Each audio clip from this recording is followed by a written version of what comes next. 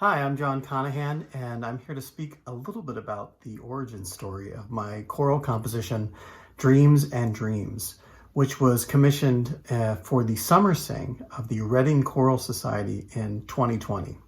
Now, since 2020 is such a unique animal and we have to do everything a little differently, this will be a virtual premiere.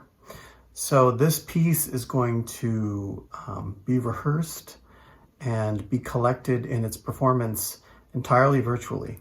But I wanted to spend a couple of minutes talking to you about where the piece comes from and maybe giving you just a little bit of insight into my composition process. Now that sounds pretty boring, so I'm going to try to keep it interesting and I'm going to keep it brief so you have a little bit of an idea of where this came from. So speaking with Graham Beer, the music director for the Reading Choral Society, we talked about a lot about the ensemble and a lot about the repertoire that the ensemble sings. So I thought about what I would like to construct and what would be a good thing to talk about in this time when we're all kind of dealing with the uniqueness of 2020 and all of the emotions that go with it. And I thought about what I would like to say. So the first thing I needed to do was find the text. And usually I like someone else to do that for me. But in this case, I had to find it myself. And instead of using one text, I'm actually using two and combining them over the course of the piece. It's two poems, one by Langston Hughes, a very brief poem called Dreams, and another one called My Little Dreams by Georgia Douglas Johnson, a very brief poem as well. And I thought the brevity of these poems would lend itself to a concise and direct melody. And being two different poems, I thought perhaps I could play with the idea of two strong themes being sung separately and then possibly together. So I went back and forth and drew up some sketches at the piano. I am a pencil and paper guy whenever I start my compositions and for a majority of the process. And they look a little bit like this. They're not very pretty, but they do get the ideas across and they start to give me an idea of the shape of the piece, the architecture of the piece and what themes are going to be coming in and out, who's going to be coming in and out of that building, whatever that building is going to look like. So we came up with the main theme, which I gave to the sopranos and altos. I shouldn't say the main theme, I should say the first theme. And then the second theme, which I gave to the tenors and the basses. So you have two ideas, and then we have a return of the first theme with the accompaniment harmonization of the second theme. And that's how we end the piece.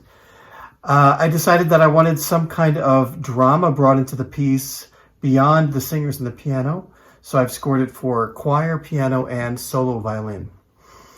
And if we're going to talk a little bit about the accompaniment, if you look at the piece right now, take a look here at the beginning, it's scary looking. Look at all those eighth notes in the piano just hammering away. It was important for me to come up with an accompaniment that was not going to sound, to my ears, common and not sound I guess, too traditional. I wanted the accompaniment to be a voice of its own.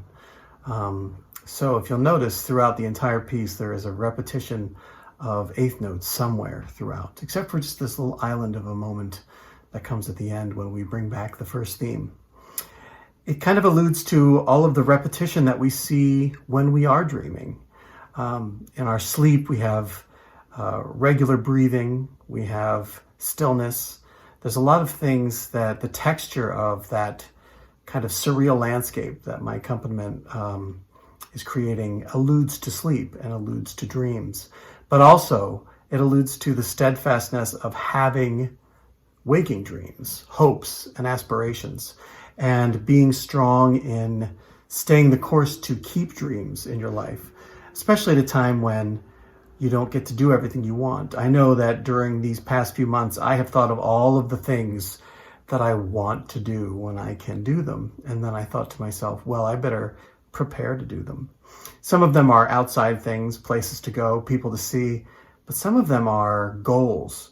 So that kind of, how should we say, steadfastness of the eighth note is talking about that strength, that endurance.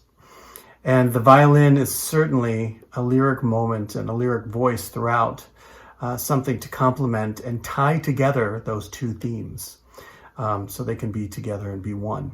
So after I finished all of that, I sat down at the piano and sang through all the parts. Something that I enjoy doing is singing through each line and seeing if I find it to be personal for myself and something that I enjoy singing.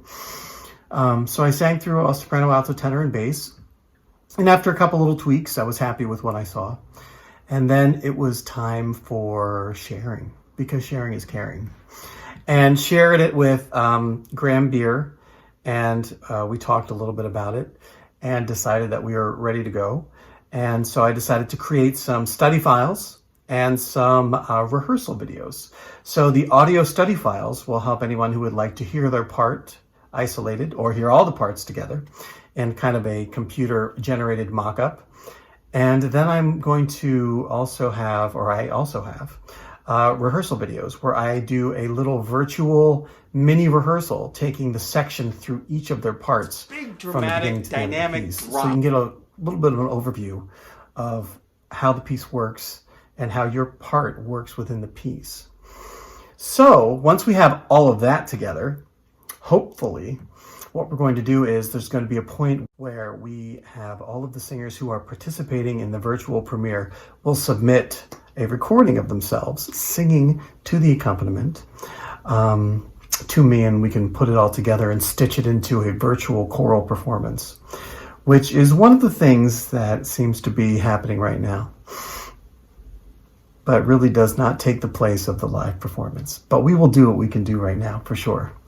I'm really happy to be able to share this piece with you. I hope that you enjoy it, and I hope that we can find a time to do this live sometime soon.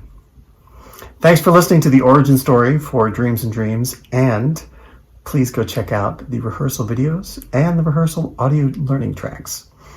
And I look forward to seeing you soon. Bye.